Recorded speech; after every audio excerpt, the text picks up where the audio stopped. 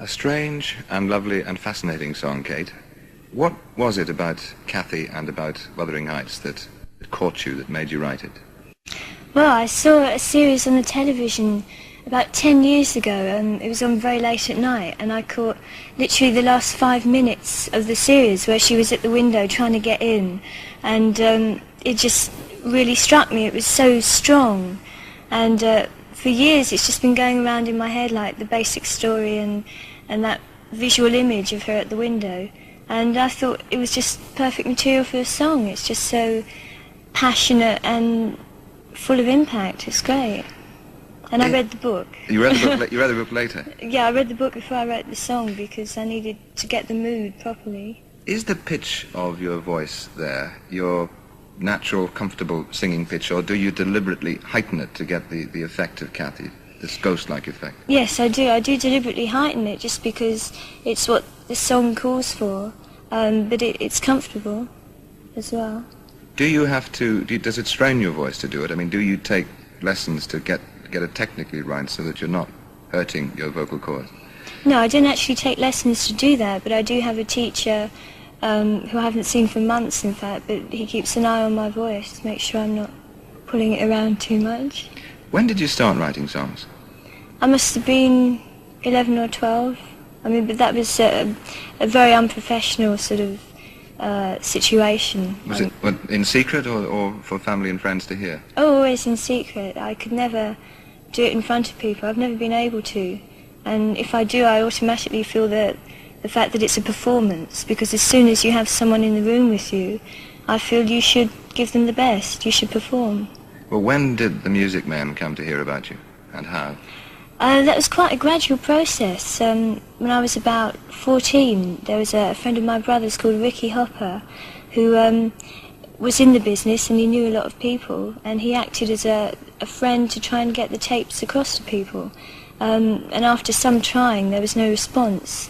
And he knew Dave Gilmour from the Pink Floyd, and Dave came along to hear me because at that time he was scouting for struggling artists, and he'd already helped a band called Unicorn, and he came along and heard me, and he put up the money for me to make a proper demo with arrangements and selected songs, and we took it to the company. And you were what age then? About 16? Yes.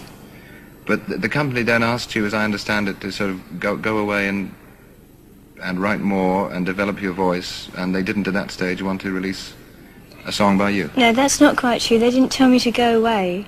I signed the contract, and there was just feelings that we weren't sure how to handle it. I mean, I myself felt that I was very young at that time and not capable of handling the business. I didn't know anything about it, and I think they were also worried that I was too young and that they were looking on it as a long-term project and that they wanted to give me time, and I just used the time. I wasn't told to go and do anything.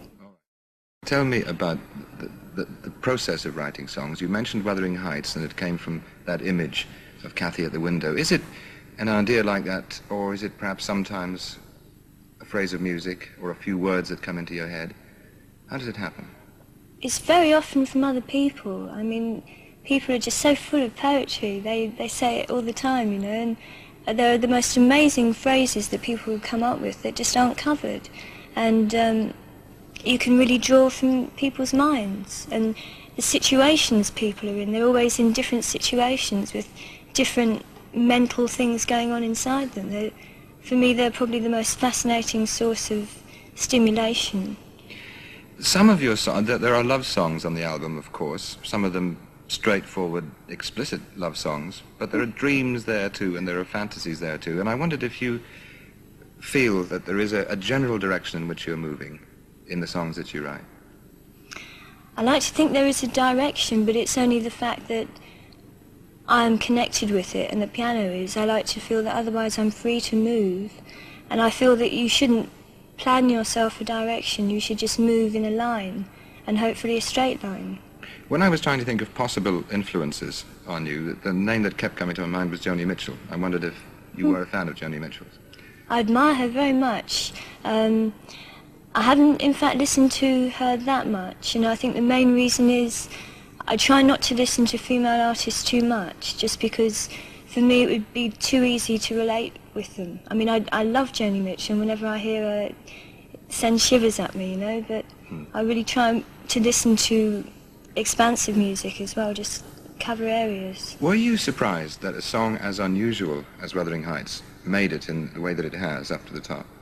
Yeah, I'm amazed. I mean, I always hoped that it would do something and that people would like it, but the extent and the speed is just incredible. It really is awesome, and it makes me feel like that high, you know, really, really small.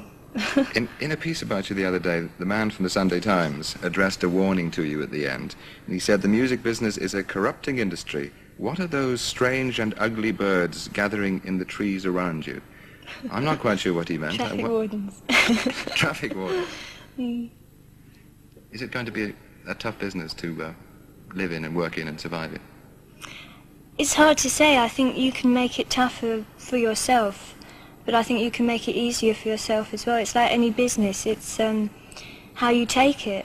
And I think really in a lot of ways I'm very privileged to be put in situations that I'd never ever have the chance of being in. I mean, like seeing a studio, you know, or meeting people I'd never meet. It's very privileged. It's very nice for us to meet you. Thank you, Kate, for talking to us. Thank you.